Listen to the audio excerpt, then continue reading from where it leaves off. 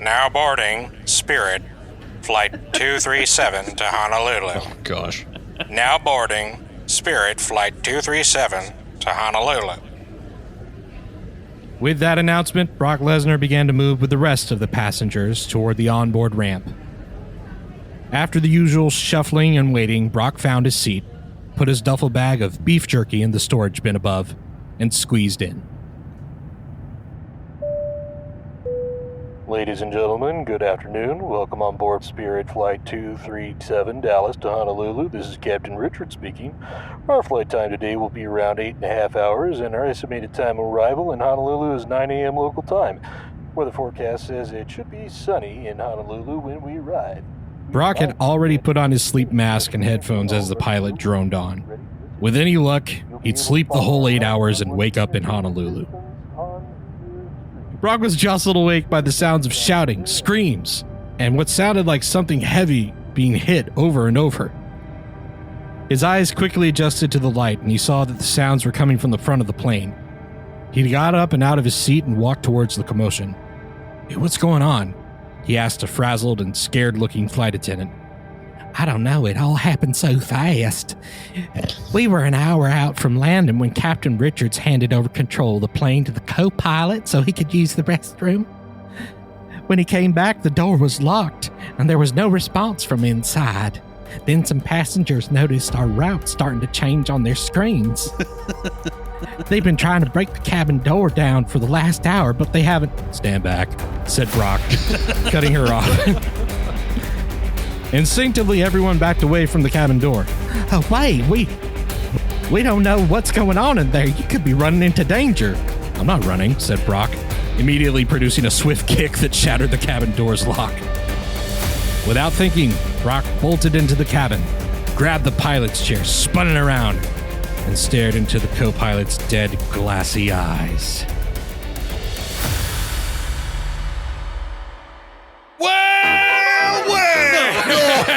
As I live and breathe,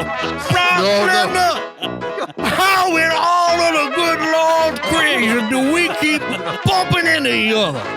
Why, I'm trying to think you sweet on me and two backs will tell. I hate you, Cameron. Oh, my God. "Coach Scales!" shouted Brock. I should have known it. Sitting before him with that smug, toothy grin was Brock's arch nemesis, an 18-foot alligator from Bayou country named Coach Scales.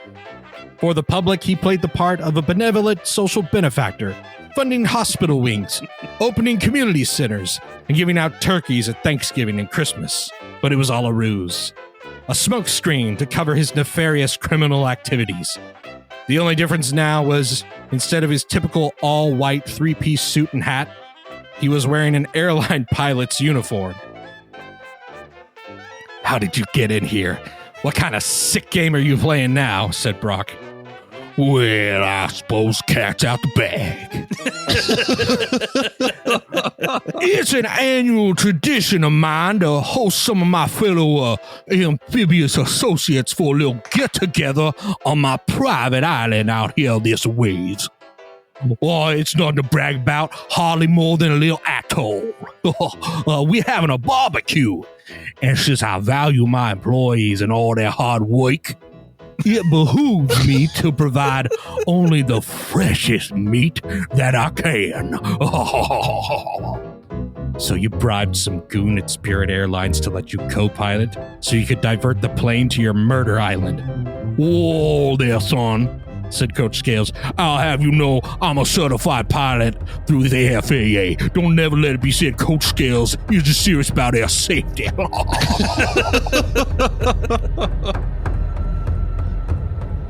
Brock squared his shoulders and said in a slow, steady voice, "You know, Coach, on the ground, you're pretty smart. But up here, you're just plain stupid." Oh, my God. Give me a break.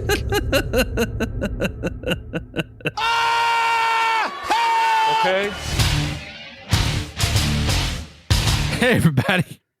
You're back in the Broctagon. No, turn it off, please. Stop. Nope. It's It's too late. now. You're in. It's You're happening in. now. We got rid of the button. It's a deal that we have with all the major players. Once you reach this point, you can't stop. I'm Cameron. That's Aaron. That's Sean. And guys, we got this question from somebody through our Instagram, which, by the way, if you have any questions or ideas, please feel free to message us there. And it's Are you okay, Cameron? No. What's wrong? It says, "Hey, Broctagon. I was in a layover in Dallas for 3 hours, so to pass the time, I decided to listen to Broctagon episodes. And it got me thinking, how many times out of 10 could Brock Lesnar defeat Coach Scales on an airline flight? Oh, He doesn't have to kill Coach Scales, but he does need to subdue him so that he is no longer a threat. Looking forward to your answer, Mark from Hawaii." My first thought is there is no way that Coach Scales is on a Spirit Airlines flight. He's on some plane that's decked out to look like a steamboat in the sky. The propeller's that big spinning wheel thing. I'm sorry to tell all of you that if you did in fact pay for a first class ticket tonight, well, everybody's flying coach now.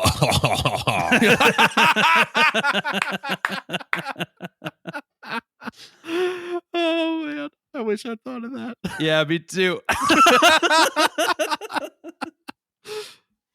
Oh. It's been a while since Coach Scales has showed up. Oh my gosh.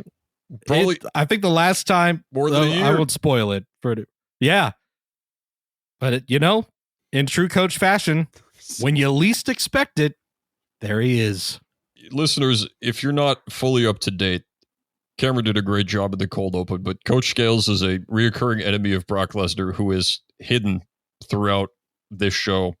He is an 18-foot alligator who's a Southern gentleman, and he and Brock Lesnar have been at it for years. Yeah. If you want his origin story, go back to the Gator Gauntlet. Yes, that's where it starts. Mostly his origin story. No, mostly the story since his origin is Cameron and Sean telling me that they're going to do a werewolf story and then not doing it.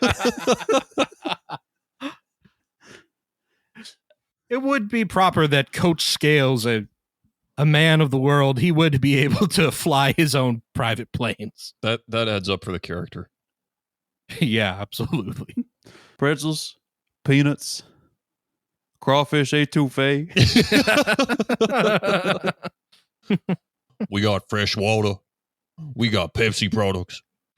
We got a nice mint julep right here now, too. Let's see. You ask for a water, and it's just like terrible, salty brine water. Yeah. It's just marsh. I brought this fresh from home now. So, we are proud to offer you your in-flight entertainment. And this brass band stands up. That would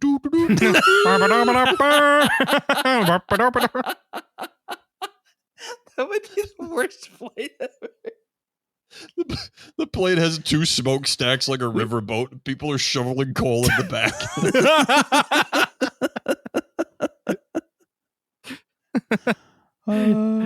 At one end of the plane is like a Dixieland brass band, and at the other end is like a Southern rock Leonard Skinner. There's no escape.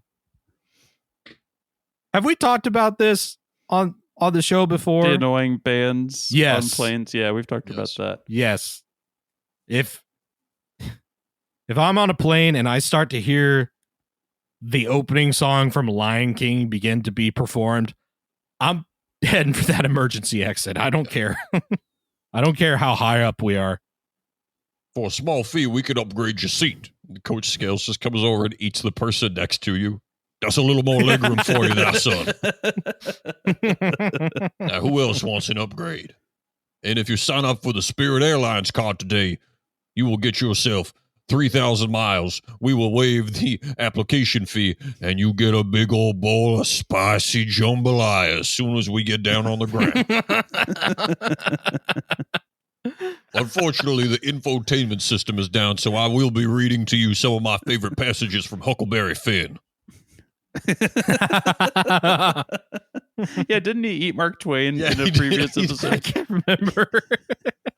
Yeah. You said You said, I've recently eaten Mark Twain, so I got all the wit and wisdom of Samuel Clemens rolling around in me. Mark Twain was one of my best friends. Why, he had incredible taste. I mean, he tasted incredible. Cameron, you got me so good, dude. I did not Coach Scales was the last thing I expected in there, which is amazing because for like 12 episodes at a time, I'm on my toes wondering when he's going to show up. And as soon as I drop my guard, you were ready. Yeah. I mean, Coach Scales is on a plane, going to fight Brock Lesnar. Doesn't need to kill him. Just needs to. He needs to redirect the plane. The plane needs to, the Coach Scales in the story. Wait, so Brock has to deter, or he has to stop Coach Scales and fly an airplane? Okay, that's not true because the original pilot is still there. Okay. No. They need to redirect the plane to Honolulu. Dude, this is honestly the worst I felt about Brock's chances fighting Coach Scales ever. No way. No, I feel great. What? Really? In an airplane? Do you see an 18-foot alligator fitting through those tiny Spirit Airlines aisles? That's a pretty good point. If Brock can get his head stuck in an overhead compartment, he can just wail on the midsection. Yeah. There's not much room for either of them, to be honest. They're both big fellas. Yeah. Coach Scales more so, but yeah, it's like, what do they? What do you think? Like one of the flight attendants will just get on the intercom and be like, "Would all economy passengers please relocate to the back of the plane to give Brock Lesnar and Coach Scales room to fight?" We're just gonna like economy is for them. In the middle of their fight, they're like trying to tear each other apart, and someone's like, "Excuse me, I'm so sorry. I just got to run in the bathroom real quick. I apologize. Excuse me, guys, I'm so sorry." Just like sneaking by them, like walking sideways. Yeah, and they totally acquiesce. They're like, "Yeah, go ahead." Oh, pardon me, sir. It is a long flight after all. I might get in there after you. Like Brock's head is inside Coach Scales' jaws, and then you just hear like, "The captain has turned on the fasten your seatbelt sign, so we're going to need everyone to return to your seats." Yeah, take a time out. So they're like sitting at opposite ends of the aisle, but they're still like fighting at each other. They're like, let me see that briefcase. And it's like just like thwacking. At this time, we ask you to please power down all electronics, return seatbacks to their full upright and locked position, and stop fighting your arch nemesis if you have one. Thank you. They're both like staring at each other. Have to go sit down. You know what? I have to believe if Coach Scales is really honest about like if he was like the whole air safety thing, he's like, "Oh, doggone it!" Like he really will sit down. They have locked eyes until the moment like the plane lands, and they're just like tensely waiting for the ding, you know. but then like that I imagine they're at like the front of the plane, you know, and Coach Scales is like, "It won't do any good for us to stand up. We're just going to have to wait 10 minutes anyway."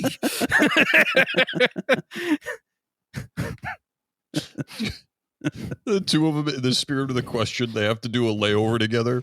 So just sitting there eating at a Panda Express. I cannot imagine why this orange chicken cost me $24 in the airport and only $13.99 anywhere else, Mr. Lesnar. I like to think Coach Scales shows up to Panda Express and he's like, "Can I see the rest of your endangered menu? I'm not quite in the mood for Panda today." He thinks it's a place to eat pandas. That is so good. I was hoping there might be a Pan Golden Express in this area. Me and a former business associate of mine, we also had our own sort of Panda Express, if you will. Turns out those little fellas fetch a high price in a certain state. Selling rare animals in the black market. Yeah. And I'll be darned if they ain't tasty little buggers, too. You dip them in soy sauce. Listen, if this is your first episode of the Broctagon, I'm really sorry. Turn it off. Be done. Get done. Get out early. This is not the one you want to start with. Nope. There is some established lore here. Yeah, count your losses. Get out. It's like jumping into the middle of like, I don't know, season 3 of Game of Thrones, but obviously not as good. Can we just agree that Coach Scales would absolutely survive to the end of Game of Thrones? And probably Yes. be totally. in charge of a lot of Westeros by the end of it. Yeah. White Walkers, why you been to Baton Rouge too?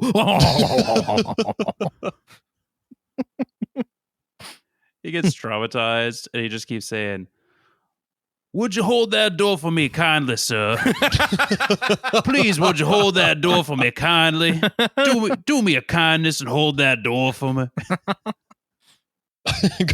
Coach Scales ends up like leading the White Walkers, and they go to fight, and the White Walkers go to like a nickel formation. They start playing a college defense. I forgot about him being from the football field originally. That's He's right. He's Coach Scales. I forgot about his origin. Yeah. Now there, Mr. Night King, I'm going to teach you something called Blue 42. Okay, I have not seen enough Game of Thrones to actually know, but under the right coaching, do you think like the White Walkers could stop like a middle of the pack NFL offense if they had to follow the rules of football? Yeah. Absolutely. Are they like Yeah. super strong? They're zombies. Basically. But like not slow. Yeah, they're like controlled. They're like mind controlled by the White King or whatever his name is. Bill Belichick. Yeah. Are they all like super strong though? Because I feel like a zombie I could think- not stop like prime Marshawn Lynch in an open field. There was a thing where like one of them threw a spear at a flying dragon, right? And they had like Okay, a that's big pretty like good. no, it wasn't that. They had like a Oh, sorry. it was just regular people, but they had like a launch, like a trebuchet spear Oh. thing. Never mind. Yeah. Do you think that Brock Lesnar could get Coach Scales through the emergency door? Like mid-flight? Yeah, mid-flight.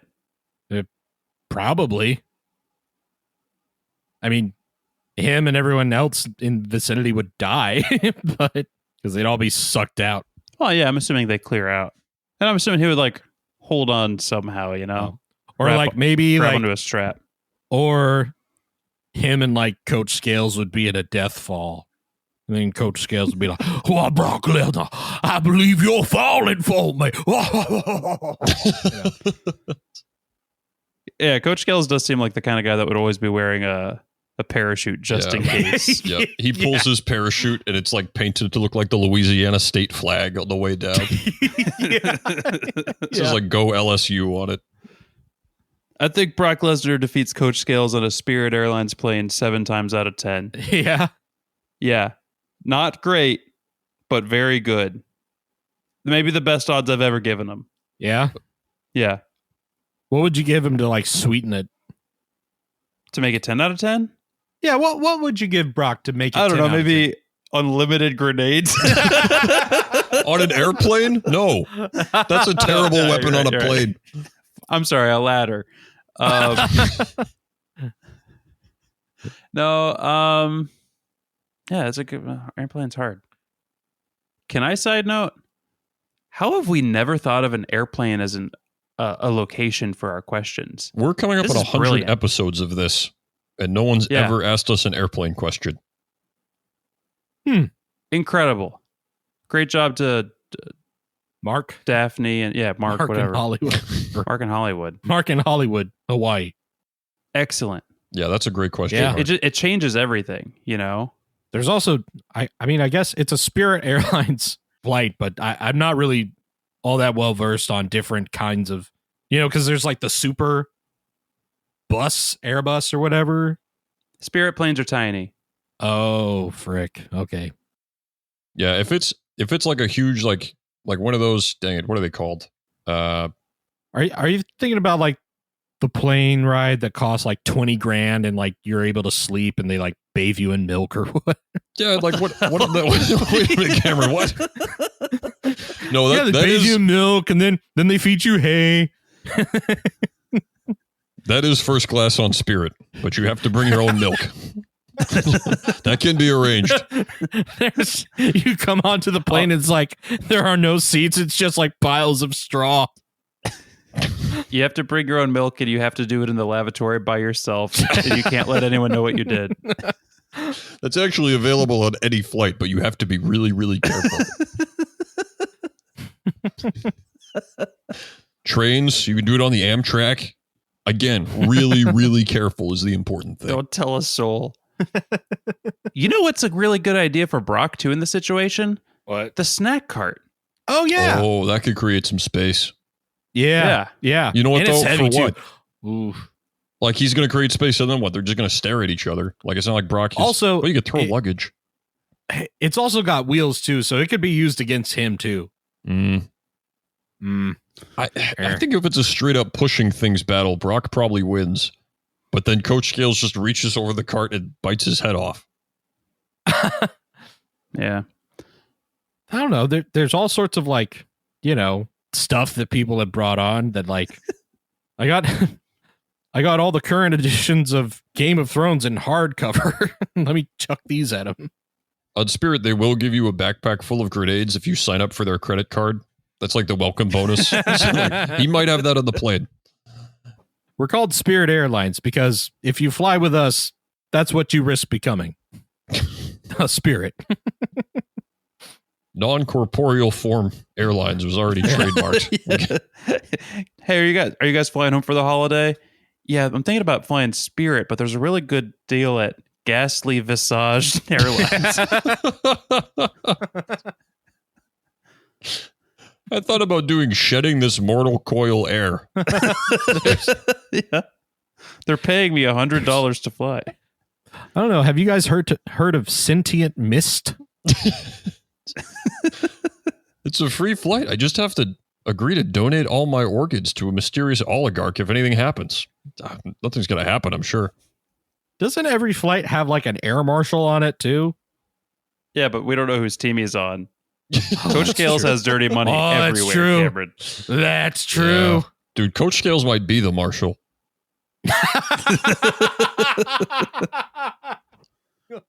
Again, I like to think that Brock has his head in Coach Scales' jaws fighting for his life, and he's like furiously hitting the like ask for assistance button overhead. He's just like, please, please, please, please. Yeah. Like Coach Scales is like, can somebody get that? Please. He's still being the pilot, like he's still functioning as a crew. Yeah, he punches Brock, then he gets on the intercom. Ladies and gentlemen, I apologize for this.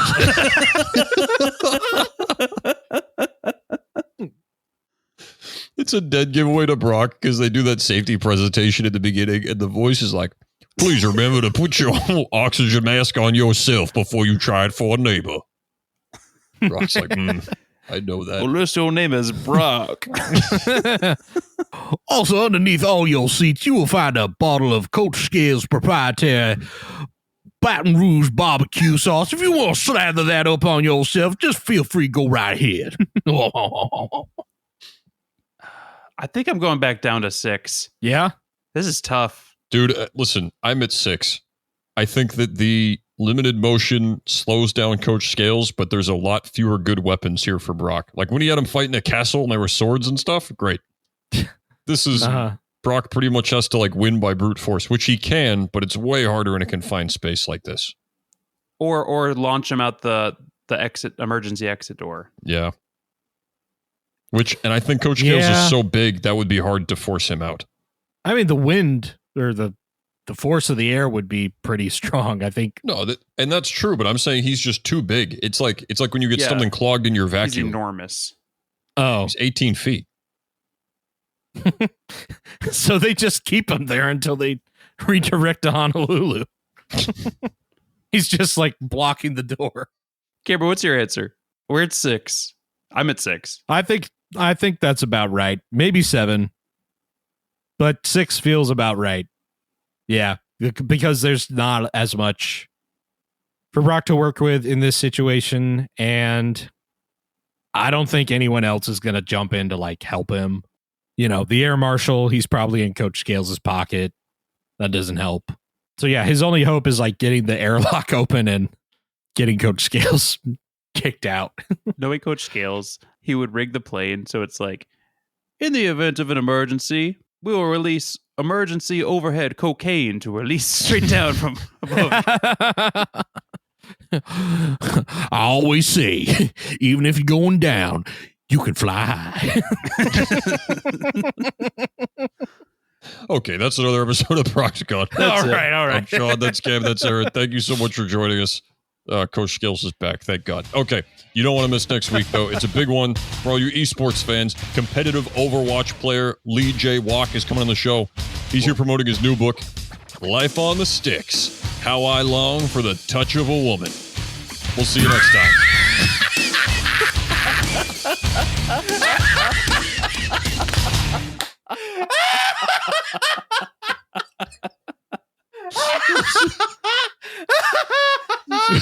It's a real sport. He's a Junkrat main. Life on the Sticks. Oh man.